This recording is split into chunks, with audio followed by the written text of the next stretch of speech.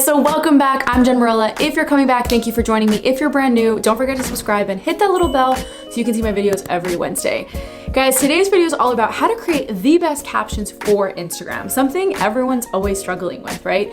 And so we're gonna tap into the 6 steps that I use to create the best captions on Instagram. You wanna make sure you stick around to the very end because the last step is super important, and I got a little surprise for you guys, so you do not want to miss that.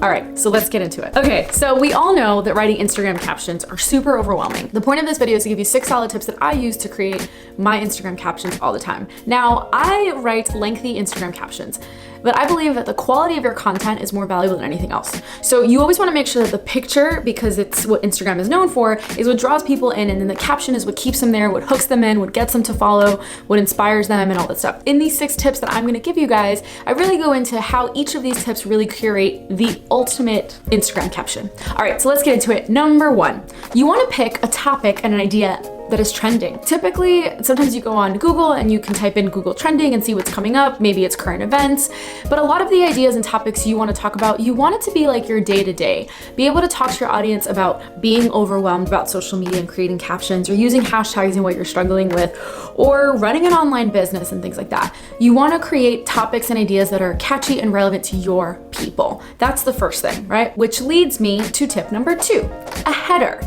You want to make sure that you have a buzzworthy header. And I say this all the time, you always want to make sure that the first sentence is super catchy. I've written tons of captions where the very first sentence is a little bit dramatic, but the point of that is to create that attention-seeking sentence where people are drawn in to then read the rest of the paragraph. You want to ask yourself when you're writing that sentence, what is going to grab my audience's attention? Okay, so for example, let's say you want to write a caption about being an online entrepreneur. You don't want to start with like the rules of being an online entrepreneur because nobody really cares. You want to create something that's buzzworthy. So something like, I care what people think about me. And then continue breaking it down to how you have to show up on social media and how you used to care and now you don't care, or maybe you still care, what that looks like for you, right? You guys get the picture. You want to create that buzzworthy sentence that grabs your audience's eyes so they continue reading the rest of the post and you're giving them value. For step number 3, this is also equally as important as 1 and 2. For step number 3 is having that space. When you read captions that have tons of paragraphs, it gets really overwhelming, and a lot of the times people won't even read it because it just looks like it's too much. So you want to make sure to space out your captions. A lot of what I do on my Instagram is that you'll see that I write posts and there's tons of spacing. I try to break a space every 3 to 4 sentences to create that lengthy space, and it looks neater, it looks cleaner, more organized, draws people to actually read because it doesn't look so overwhelming. All right, so number 4.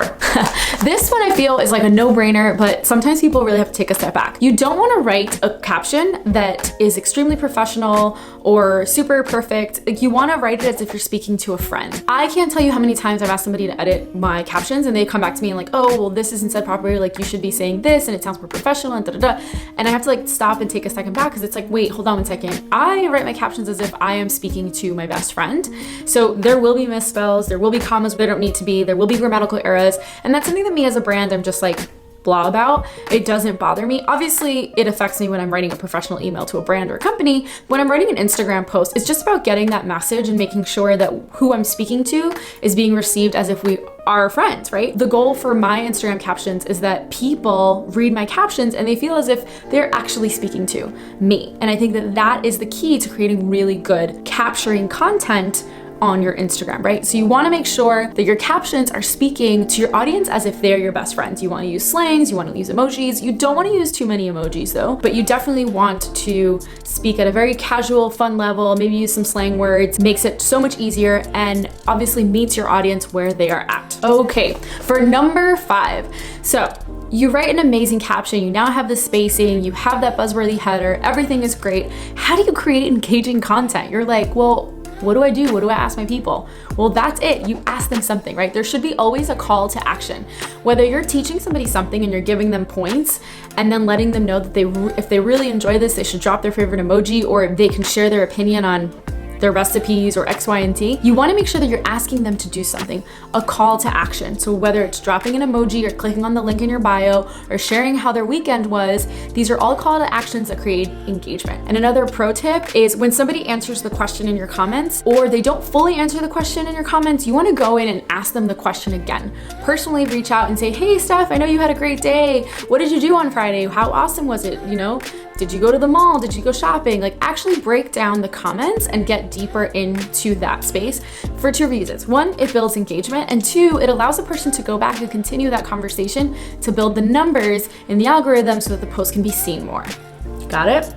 All right, and last but not least, step number 6. This is definitely the number one question I always get. Hashtags, hashtags, hashtags, hashtags. Okay, so hashtags, right? Where do you put them? Do you put them in the caption? Do you put them in the comments? How many do I need? First things first, if you guys want me to do a video on hashtags, I need you to comment below hashtags and I will definitely create that next video for you guys. And the second thing is in hashtags. So it's really a preference. I've never read anywhere that if you put the hashtags in the captions, it stops the algorithm from seeing your posts, or if you put the hashtags in the comments, it stops the algorithm from seeing your posts. Not at all. For me personally, I used to add a bunch of space and I used to have it at the end of the caption. However, because I write so much, I'd rather have quality content and use that space and then put the hashtags in the comments. So I think that's a really good idea and exercise. You get limited to 30 hashtags. I would suggest anywhere between 20 to 25 of the best working hashtags. And again, if you guys are interested in seeing a video about that, you want to drop in the comments below hashtag so that I can go ahead and create that video on how to pick the best hashtags. So there you have it. I've now shared with you my 6 tips to creating the best captions for Instagram. Let's run through it one more time so we make sure we're clear. Number 1, you want to make sure you have a good topic and idea. Maybe it's something that's trending, but you want to make sure it's actually related to your audience.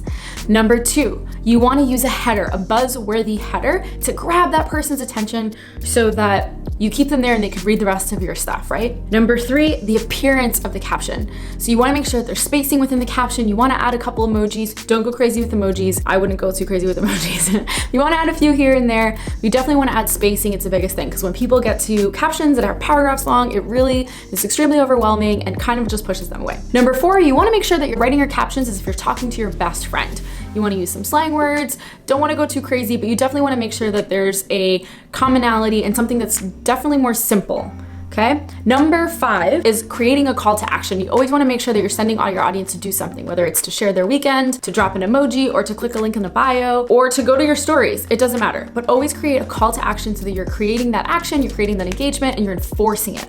Right? Number 6 is hashtags. Hashtags, hashtags, hashtags. Where do you put your hashtags? It doesn't matter. There is no specific place. If you put it in the captions, you will still get great algorithm. If you put it in the comments, you'll still get a great algorithm. It doesn't matter. What matters are the type of hashtags you use. And you get anywhere between 25 to 30 hashtags. And my recommendation is that you use 20 to 25 of the best hashtags. I personally used to keep them in the captions and now I just put them in the comments. For me, it's just what looks nicer. So it's really a personal preference or whatever you think looks best and works for you guys. All right, you guys, so there you have it. Before you go and before we wrap up, I just want to mention to you guys my hashtag curator. It's in the description below. It's a curation of industry hashtags specific for your industry. You guys should totally check it out. It's an awesome resource. A ton of my clients have used it and you have lifetime access to it. It's pretty freaking awesome. With that being said, if you do want me to create a hashtag video, you want to drop hashtag in the comments below, give me a thumbs up. Don't forget to hit that bell and don't forget to say hi. Tell me where you're at. Tell me if this was helpful and if you enjoyed this. But until next time, I'll see you guys soon. Have a great day, a lot of light and love. Bye.